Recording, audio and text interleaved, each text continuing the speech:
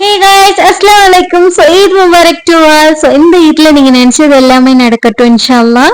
ஈத்க்கு பிரியாணி எந்த அளவுக்கு இம்பார்ட்டனோ அதே மாதிரி தான் இந்த செம்பல்வா அண்ட் கிண்ணத்தப்பமும். கன்னியாகுமரியில இந்த ஹல்வா நல்ல ஸ்பெஷல். இதை தோதல் செம்பல்வா அண்ட் கருப்பட்டி ஹல்வான்னு சொல்வோம். இந்த அல்வா பார்த்தாலே தெரியும் எந்த அளவுக்கு சாஃப்டா இருக்குன்னு. செம்ம சூப்பரா இருக்கும். ஈஸியான மெத்தட்ல எப்படி பண்றதுன்னு பார்க்கலாமா? ஃபர்ஸ்ட் 1/2 கிலோ பச்சரிசி எடுத்து 4 ஹவர் ஊற வச்சுக்கோங்க. 2 தேங்காய் பால் எடுத்து வச்சுக்கோங்க. 1 கிலோ கருப்பட்டியை நல்லா பாக காய்ச்சி எடுத்துக்கோங்க. 1 லிட்டர் தண்ணி சேர்த்து ஊற வச்ச பச்சரிசியை கொஞ்சமா தண்ணி சேர்த்து அரைச்சி எடுத்துக்கோங்க. கருப்பட்டி பாவை நல்லா ஸ்ட்ரெயின் பண்ணி ஆட் பண்ணிட்டு தேங்காய் பால் 2 லிட்டரையும் சேர்த்துட்டு நல்லா மிக்ஸ் பண்ணி விட்டுக்கோங்க. தென் இது ஒரு அகலமான அடிப்பிடிக்காத சட்டியில சேர்த்துட்டு கை எடுக்காம மிக்ஸ் பண்ணிட்டே இருக்கணும். மிக்ஸ் பண்ணி இந்த மாதிரி திட்டா வரும். கொஞ்ச நேரத்துல அது நல்லா ஸ்மூத் ஆகிரும். வச்ச கையை எடுக்கவே கூடாது. மிக்ஸ் பண்ணிக்கிட்டே இருக்கணும். ஒரு 40 மினிட்ஸ்க்கு அப்புறமா 1 கப் தேங்காய் எண்ணெயை கொஞ்சம் கொஞ்சமா சேர்த்து மிக்ஸ் பண்ணிட்டே இருக்கணும். ஒரு 10 மினிட்க்கு ஒரு வாட்டி. மிக்ஸ் பண்ண அல்வா டைட் ஆயிட்டே இருக்கும். ஆனாலும் கையை எடுக்காம மிக்ஸ் பண்ணிக்கிட்டே இருக்கணும்.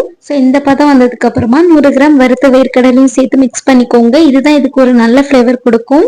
லாஸ்ட் ஃபைனலா இந்த ஹல்வால இருந்து எண்ணெய் தனியா பிரிஞ்சு வந்துச்சுன்னா ஹல்வா ரெடின்னு அர்த்தம். இந்த மாதிரி ஒரு வட்ட தட்டுல தேங்காய் எண்ணெய் கொஞ்சமா ஸ்ப்ரெட் பண்ணி விட்டுட்டு இந்த மாதிரி ஃபில் பண்ணிக்கோங்க.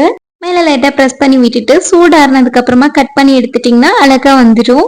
இந்த ஹல்வா தேங்காய் எண்ணெயில மட்டும்தான் செய்யணும். நெய்ல செய்யக்கூடாது. அதோட ஃபிளேவரே மாறிடும். தேங்காய் எண்ணெய் தான் இதுக்கு பெர்ஃபெக்ட் ஃபிளேவர் கொடுக்கும். இது நல்ல சூப்பர் யம்மியா இருக்கும். கண்டிப்பா ட்ரை பண்ணி பார்த்துட்டு கமெண்ட்ல ஷேர் பண்ணுங்க. டேட்டா.